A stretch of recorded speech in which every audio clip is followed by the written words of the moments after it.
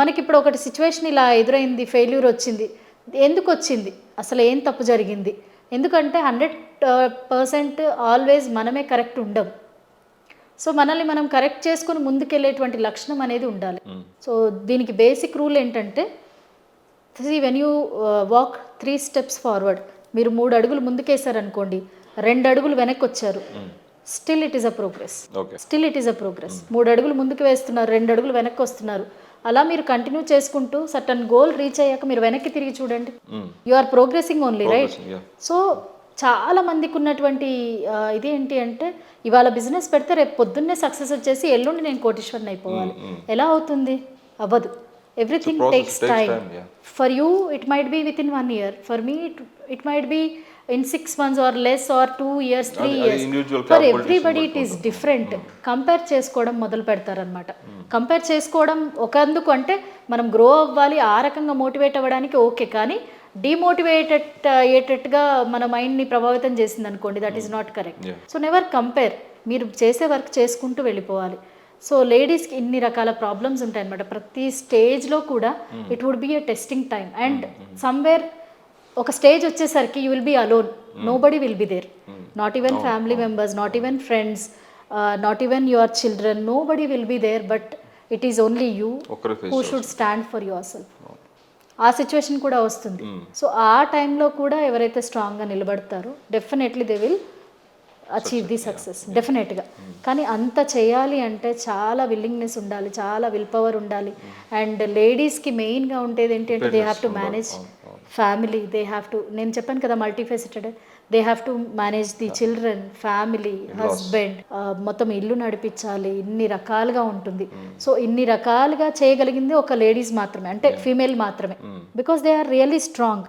So ఇన్ని రకాలుగా చేసేటప్పుడు పర్సనల్ గ్రోత్కి రిలేటెడ్గా యూజ్ అయ్యేటువంటి ప్రయత్నాలు చేయడం చాలా ఇంపార్టెంట్.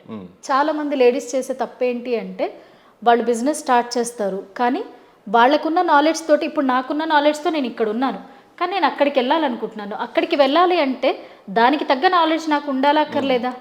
కావాలి కదా. నేను ఇప్పుడు అనకాపల్లి వెళ్ళాలనుకోండి, ట్రైన్లో వెళ్ళొచ్చు, బస్సులో వెళ్ళొచ్చు.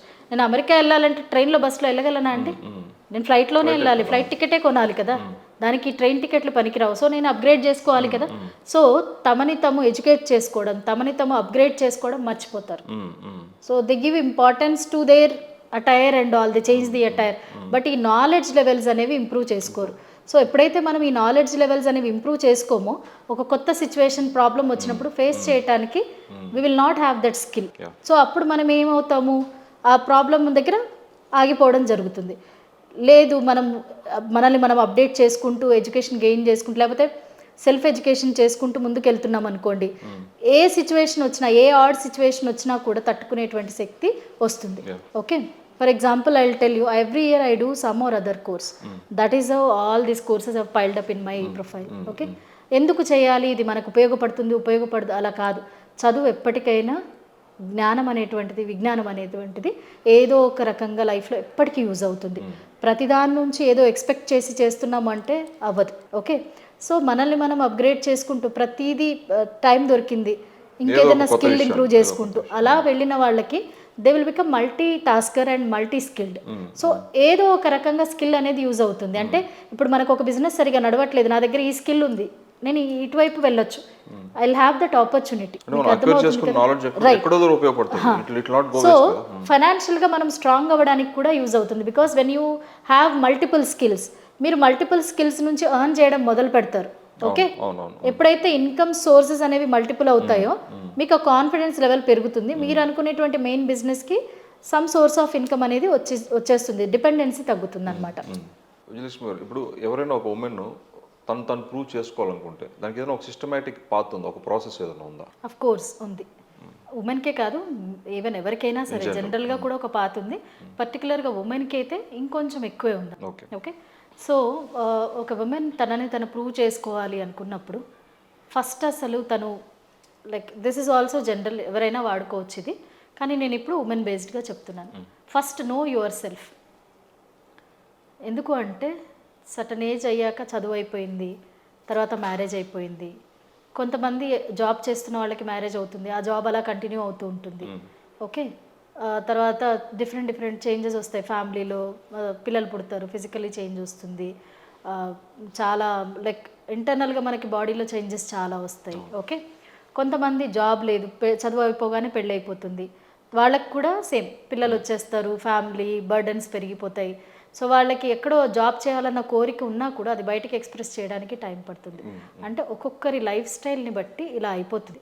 ఎక్కడో ఆడవాళ్ళు ఏమైపోతుంది అంటే ఈ పెళ్ళి పిల్లలు దీంట్లో పడిపోయి తమను మర్చిపోతారని. అంటే నేను పలానా కాలేజ్లో నేను టాపర్ అయి ఉండొచ్చు, స్పోర్ట్స్లో నేను చాలా బెస్ట్ అయి ఉండొచ్చు, లేదా ఎలిక్యూషన్లో నేను చాలా బెస్ట్ అయి ఉండొచ్చు, చాలా అచీవ్ చేసి ఉండొచ్చు, బట్ దెన్ ఎక్కడో నేను మర్చిపోతాను ఇదంతా ఈ సర్కిల్లో పడిపోయి.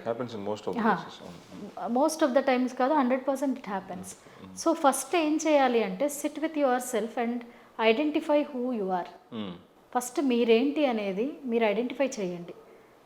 మీరు అసలు ఎవరు, మీరేంటి, వాట్ ఆర్ యువర్ ప్యాషన్స్, మీ ప్యాషన్స్ ఏంటి, ఓకే, మీ కాంపిటెన్సీ ఏంటి అంటే మీ సామర్థ్యం ఏంటి, ఓకే, మీ రెసిలియన్స్ ఏంటి, మీరు అసలు ఏం చేయగలరు, ఏం చేయారు, ఇప్పటిదాకా ఏం చేశారు. ఓకే, సో ఇదంతా ఒకసారి చెక్ చేసుకోవాలి ఖచ్చితంగా ప్రతి అమ్మాయి.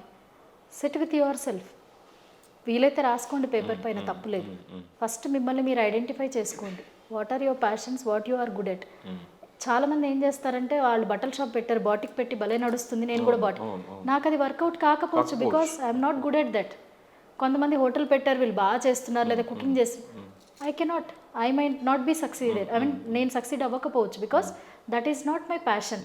అంటే మనకి అన్ని ఇట్లా లూరింగ్ అంటే ఏమనాలి, అట్రాక్టివ్గా అనిపిస్తాయి మనం చూసినప్పుడు.